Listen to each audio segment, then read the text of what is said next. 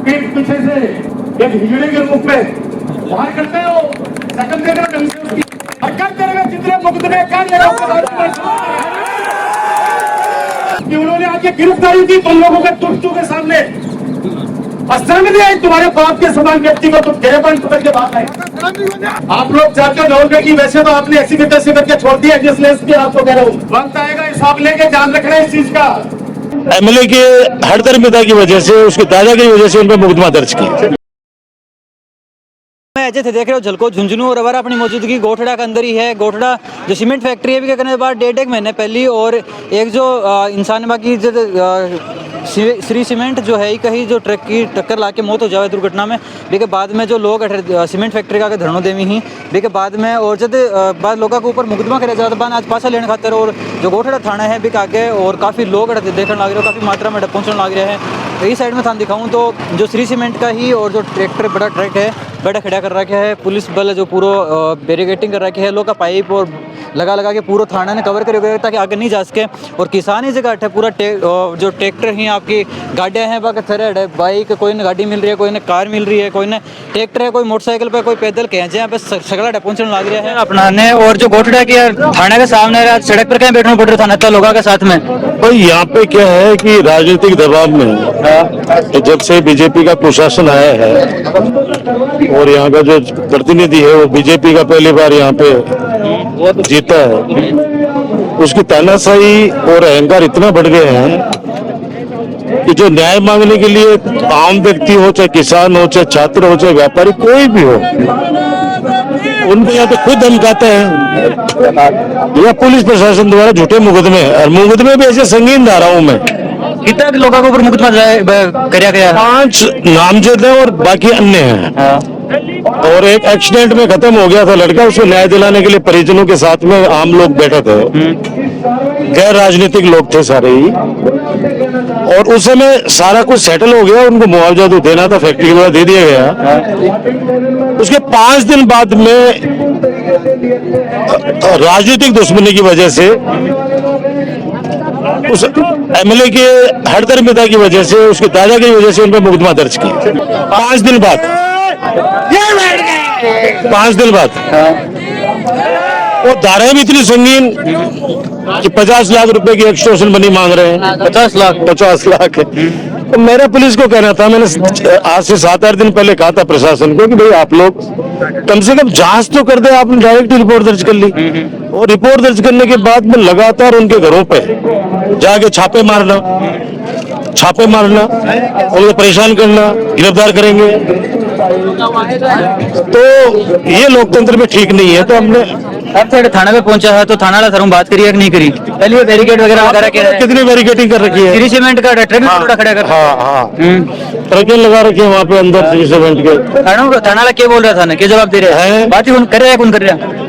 नहीं, बात तो कर रहे हैं, लेकिन हमारी तो वो है ना कि भाई आप, मैंने कहा था मुकदमों को अब संगीन धाराओं से हटा के सामान्य धाराओं में लो, उसमें एफआईआर लगाओ, क्योंकि वो झूठे मामले हैं।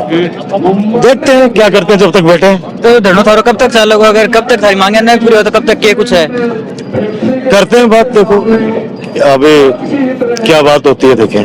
जब प्रशासन और श्री सीमेंट ने उनके परिजनों की बात मानकर जब मुआवजा राशि तय कर दी और वो राशि का आश्वासन लेके और जब सब लोग चले गए, उसके साथ 8 दिन बाद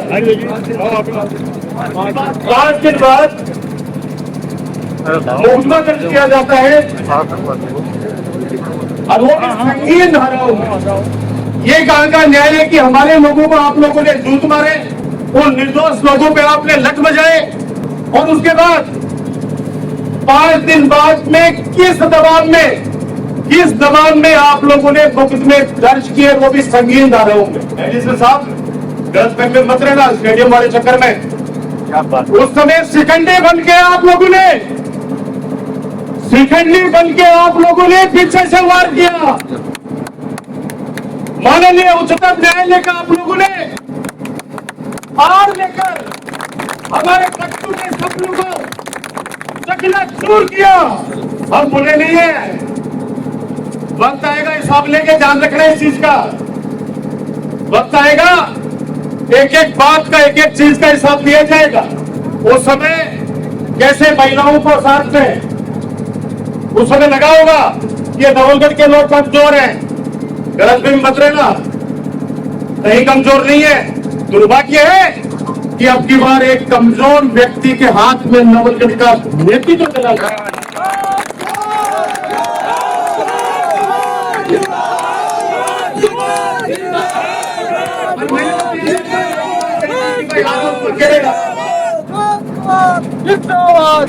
क्यों बैरिकेड लगा रहे हो भाई? आप लोग जाते हो नवलगढ़ की, वैसे तो आपने ऐसी तैसी करके छोड़ दिया, जिसने इसलिए आपको कह रहा हूं।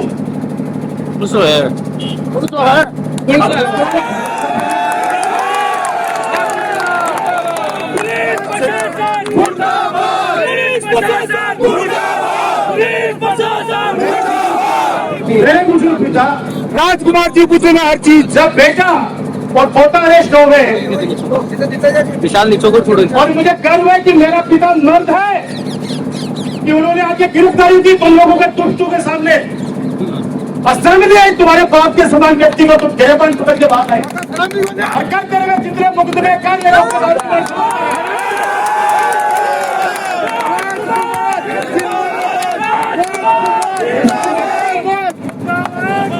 उन लोगों के ऊपर तुमने किस थानों में मुकदमा दर्ज किया? तेरे इस कोटला थाने में, तेरे मुकदमे के थाने में, तेरे नवलगढ़ के थाने में आम आदमी जाने से घबराता है। आम जन में भय और गुंडों में विश्वास करने वाला तुम्हारा ही आज पुलिस प्रशासन हो गया। पीठ पीछे से एक हिजड़े के रूप में बाहर करते हो, सकल देकर ढंग से उसकी, क्योंकि करना होता तो 7 दिन में कर लेते आप लोग, 7 दिन में कर लेते आप लोग। मैं कह रहा हूँ ये बैरिकेड नहीं हटाओगे, हॉल मंगा लो, हॉल मंगा लो।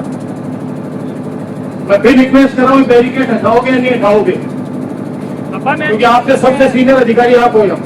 आप सिर्फ इन बैरिकेड की बात कर रहा हूँ मैं, हमारा कहीं तो लग जाएगा, हम शांतिपूर्वक बैठे।